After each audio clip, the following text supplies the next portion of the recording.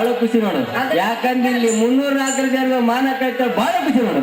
ಯಾಕ ನಮ್ಮ ಅಳಿದರ ಮುಂದೆ ಕಳೆದಂತ ನನಗೆ ಮಾನ ಮರ್ಯಾದೆ ಏನಿಲ್ಲ, ಅದಕ್ಕೇನಿಲ್ಲ.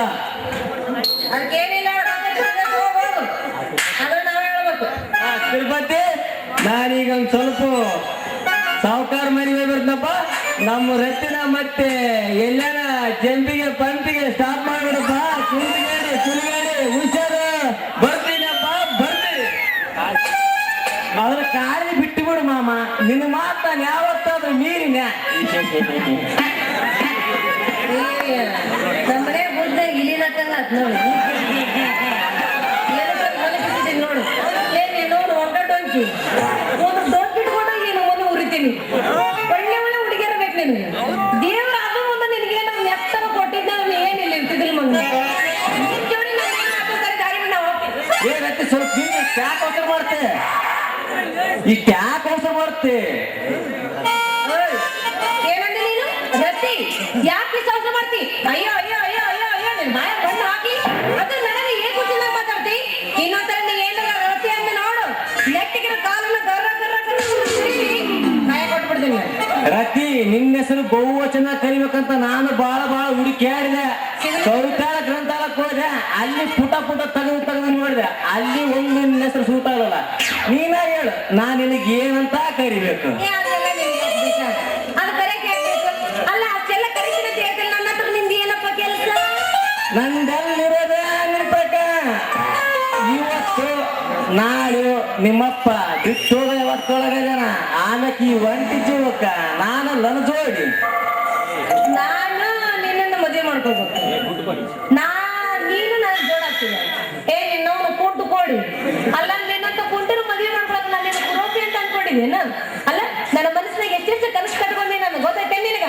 ನಾನು ಒಳ್ಳೆ ಹುಡುಗನ್ ನೋಡ್ಬೇಕು, ಕಾರಿದ್ದವನ್ನೇ ನೋಡ್ಬೇಕು, ಆ ಕರ್ಕೊಂಡು ಕಾರುಗಳಿಗೆ ಊರೆಲ್ಲ ಸುತ್ತಾಗಿ ಬರ್ಬೇಕು ಅಂತವ್ ನೋಡಿ ಮದುವೆ ಮಾಡ್ಕೋಬೇಕಂತ ನಾ ಕರೆಸ್ಕೊಂಡ್ರೆ ಇವ ಮಗ ನನಗೆ ಕೈ ಹಾಕ್ಯಾನ. ತಿರುಪತಿ, ಈ ಜನ್ಮ ಅಲ್ಲ 7 ಜನ್ಮ ಎತ್ತಿ ಬಂದ್ರು ನಾನ್ ನಿನ್ನ ಮದುವೆ ಆಗಕ್ಕೆ ಸಾಧ್ಯ. ಹೋಗು ರತಿ ಹೋಗು, ಈ ಕುಂಟ ತಿರುಪತಿ ಅಂದ್ರ ಅಷ್ಟು ಕನಿಷ್ಠ ಕಾಣಬೇಡ. ಕುಂಟುವಂತ ಇಡೀ ಕೌರವರ ವಂಶನೇ ನಾಶ ಮಾಡಿದ ಶಕುನಿ ವಂಶ ಇದು. ಹೋಗ ಒಗ್ಗಲ ಮಾರಿ ಎಂದಿದ್ರು ಈ ತಿರುಪತಿಗೆ ಪ್ಯಾರಿ.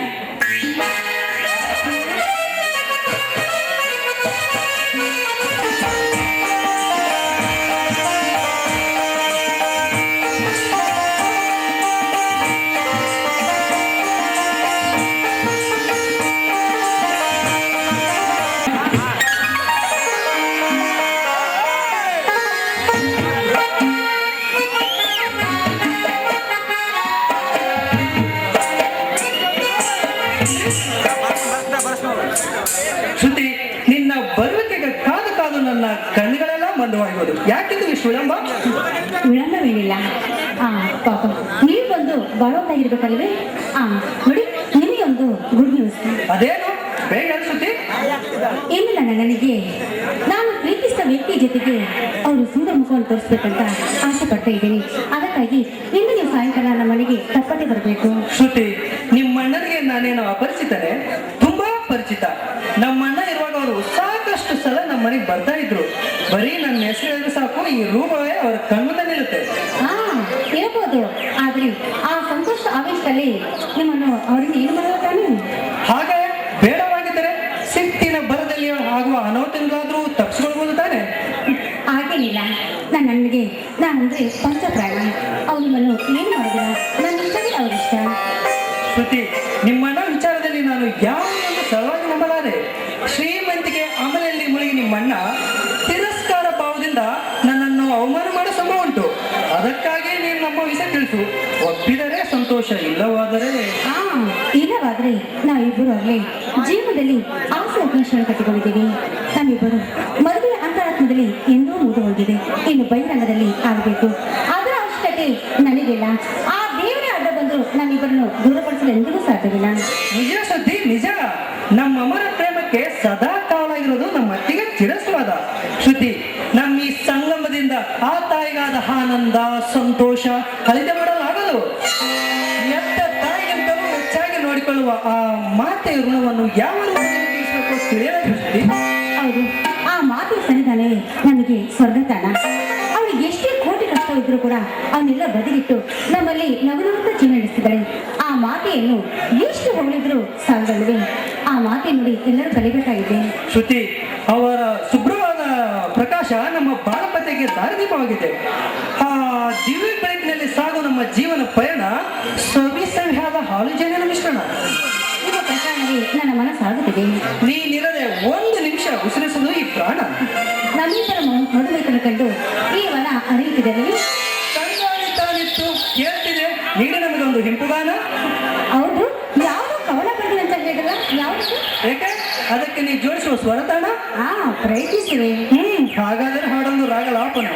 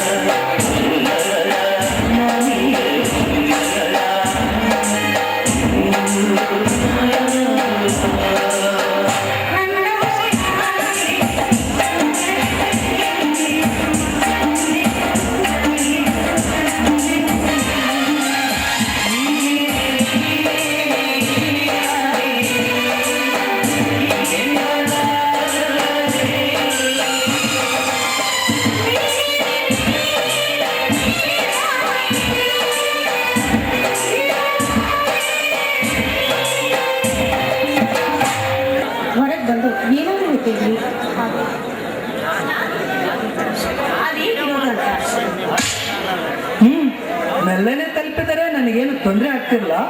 ಆದರೆ ಅತಿ ವೇಗದ ಬಂದು ಅಪ್ಪಳಿಸಿ ಇದರ ಇತಿಮಿತಿಗಳನ್ನೇ ಬದಲಾಯಿಸಿ ದಿಗ್ಭ್ರಮೆಗೊಳಿಸಿತು. ಅಬ್ಬಾ, ಇನ್ನು ಸ್ವಲ್ಪ ಹೊತ್ತಿಗೆ ಹಾಗೆ ಇದ್ದಿದ್ರೆ ನನ್ನ ಹೃದಯ ಒಂದು ಚುಚ್ಚುಕಾಟದಲ್ಲಿ ಭದ್ರವಾಗಿರುವುದೆಂದು ನಿರ್ಭಯವಾಗಿರಬೇಡಿ. ಇನ್ನು ಬಯಕೆಯಶಲ ಶಾಂತವಾಗಿಲ್ಲ. ಇನ್ನು ಗೊತ್ತಿಲ್ಲವೇ?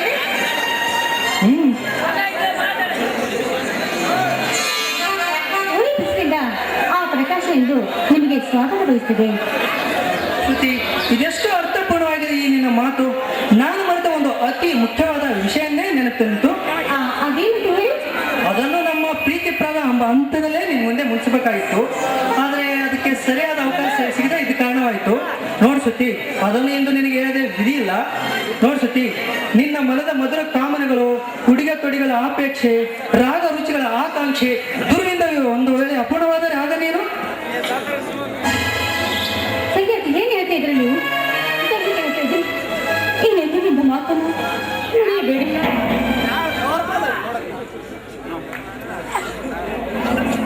ಶ್ರುತಿ, ಸಂಪ್ರದಾಯ ನಿಷ್ಠೆಗೊಳಗಾಗಿ ಅವುಗಳನ್ನ ಕಷ್ಟಕ್ಕೆ ದೂರವಿಡ ಆ ಬರಡು ಸಂಪ್ರದಾಯದ ಬೆನ್ನು ಹತ್ತಿ ಅನುಭವಿಸುವ ಹತ್ತಲೇ ನಮ್ಮ ಅತಿಗೆ ಕಡೆ ಬೇಕು.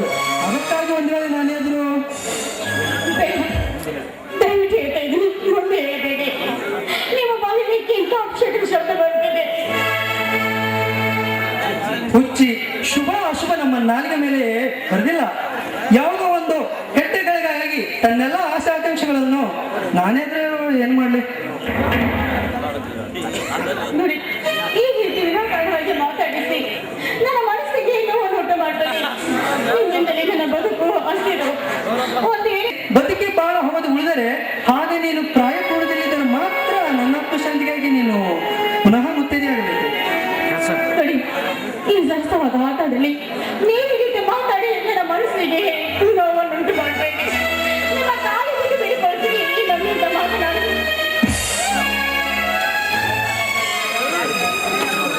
ಇದಕ್ಕೆಲ್ಲ ಯಾಕೆ ಕಳಿಸ್ತಾ ಇದೀಯಾ? ನಿನ್ನ ಪ್ರಾರ್ಥನೆ ಫಲಿಸಿದರೆ ಈ ನಿನ್ನ ಬೇಡಿಕೆ ಅರ್ಥಶೂನ್ಯವಾಗ್ತಿಲ್ವೇ? ಹುಚ್ಚಿ, ಸಮಾಧಾನ ಮಾಡ್ಕೊ. ಹೀಗೇನು ನಾನೀಗ ಸಾವಿನ ದಡಿಯಲ್ಲಿ ಸಿಕ್ಕಿಲ್ಲವಲ್ಲ, ಸಾಯ್ತೇನೆ ಎಂದು ಭವಿಷ್ಯ ಹೇಳಿಲ್ಲವಲ್ಲ. ಕಾರಣ ಇಷ್ಟೇ, ಒಬ್ಬ ವಿಧವೆ ಆರೈಕೆಯಲ್ಲಿ ಬೆಳೆದ ಈ ಜೀವ ಆ ನರಕದ ನೋವನ್ನು ನಿಂದಿಸುತ್ತದೆ, ಖಂಡಿಸುತ್ತದೆ. ಬಾ ಹೋಗೋಣ. ಏನ್ ನಡೀರಿ, ನಾನು ದೇವಸ್ಥಾನಕ್ಕೆ ಹೋಗಿ ಬರ್ತೇನಂತೆ. ಈ ನಮ್ಮಿಬ್ಬರ ಪ್ರೇಮ ಕೊನೆಗೊಂದು ಗೀತೆ ಇರಲೆಂದು ಆ ದೇವರಲ್ಲಿ ಬೇಡಿಕೊಂಡು ಬರುತ್ತೇನಂತೆ.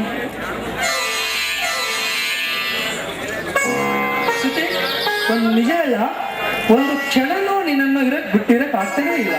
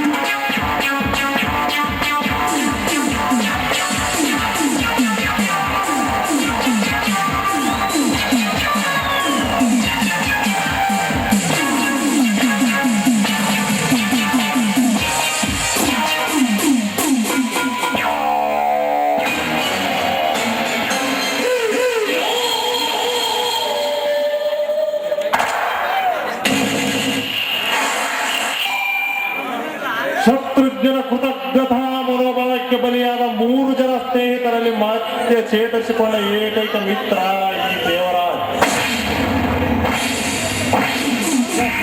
ಸಮರ್ಥರಾದ ವೀರರಾಜರಾಯ್.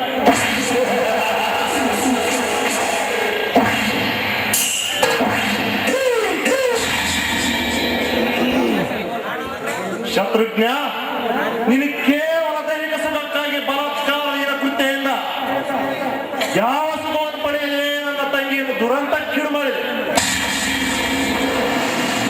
ಆದರೆ ನಾನೀಗ ಮೂರ್ತನದಿಂದ ನಿನ್ನ ಮುದ್ದು ತಂಗಿ ಸುದ್ದಿಯನ್ನು ನನ್ನ ಮೋಹಪಾಶದಲ್ಲಿ ಸೆರೆ ಹಿಡಿದು ನಿನ್ನ ಎದುರಲ್ಲೇ ಅಂಬಸೂರಿಯನ್ನು ಕುಡಿದು ನಿನ್ನ ಕಾಮನುಷ್ಯನಿಸುತ್ತಿದ್ದರೆ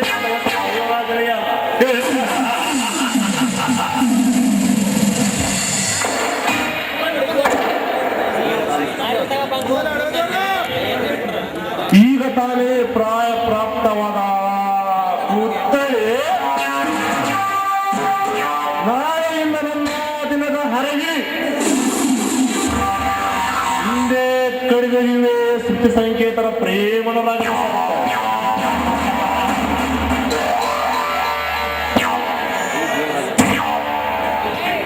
ಈ ದೇವರಾಜನ ದ್ವೇಷಾಗ್ನಿಗೆ ಶೃಂಗಾರ ಶ್ಯಾಮಲೆಯಾದ ಶ್ರುತಿ ಮನೆಯ ಬಳಿ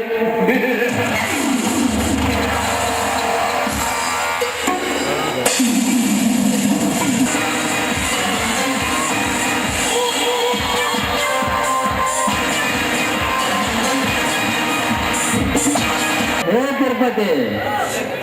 ಓ ವೆಂಕಟರಮಣ, ಅಲ್ಲೋ ವೆಂಕಟರಮಣ, ಏನು ಬಾಳಿನ ಆಯ್ತು, ಕಣ್ಣಿಗೆ ಬಿದ್ದಿಲ್ಲ, ಇದ್ದೆ ಏನು ಎತ್ತಲ್ ಗಿತ್ತಲಕ್ಕೆ ಹೋಗಿದ್ದೆ? ಜೀವ ಕ್ಯಾಟ ಬೋರ್ ಆಗಿತ್ತಪ್ಪ, 1 ವಾರ ಎತ್ತಗಲಿಗೆ ಹೋಗಿದ್ದೆ. ದೂರ ಹೋಗ್ತೀರಿ, ಬೇಡ ಅಂದ್ರ ಸತ್ತು ಹೋಗ್ತೀರಿ. ಅಲ್ಲ ನಮ್ಮ ಮಾವ 5,000 ರೂಪಾಯಿ ಕೊಡ್ತೀನಿ ಅಂತೇಳಿ ಯಾಕೆ ಕೈ ಕೊಟ್ಟಪ್ಪ? ನಾನು ಯಾಕೆ ಕೈ ಕೊಡ್ಲೇ? ಅವ್ರಿಗೆ ಅವತ್ತು ರಾತ್ರಿ ರಚನೆ ಕಳಿಸ್ಕೊಡು, ದುಡ್ಡು ಕೊಡ್ತಾನೆ ಅಂತ ಹೇಳಿದ್ದೆ. ಅವ್ರು ಬರ್ಲಿಲ್ಲ, ದಾರಿ ಕಾಯ್ಕೊಂತ ದಾವತನ ಕೈಯಾಗಿ ಹಿಡ್ಕೊಂಡು ಕುಂತಿದ್ದೆ.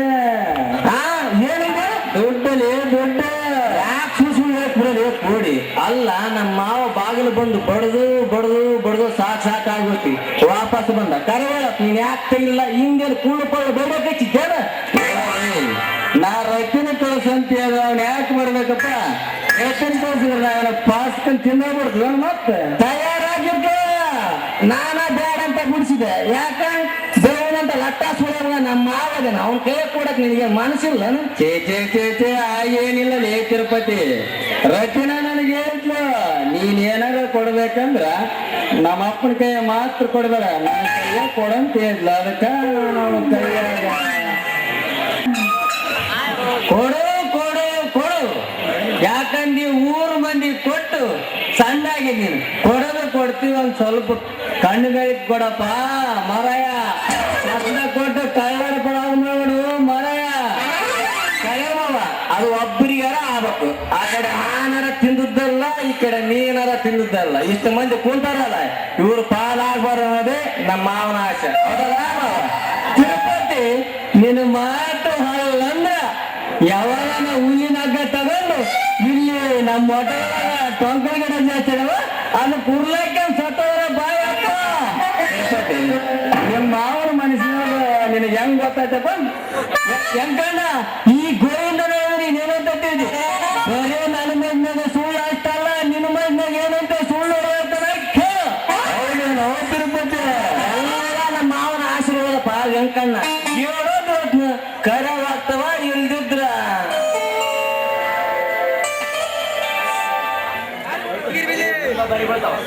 ಇಲ್ಲೋಡ, ನೀವ್ ಇದೇ ತರ ಮಾತಾಡಿ ನಿನ್ನ ಮೈ ತುಂಬಾ ಪರಿಣಾಮ ಬೀಳ್ತಾವ. ಜ್ಯೋತಿಷ ಅಂದ್ರೆ ಅದು ಜ್ಯೋತಿಷ ಅಲ್ಲ. ಒಂದು ದಿನ ಚಂದ ಕರಡೆ ನಿನ್ ಮುಖ ನೋಡ್ಕೊಂಡಿದ್ದೀನಿ ಹೆಂಗೈತೆ ಅಂತ.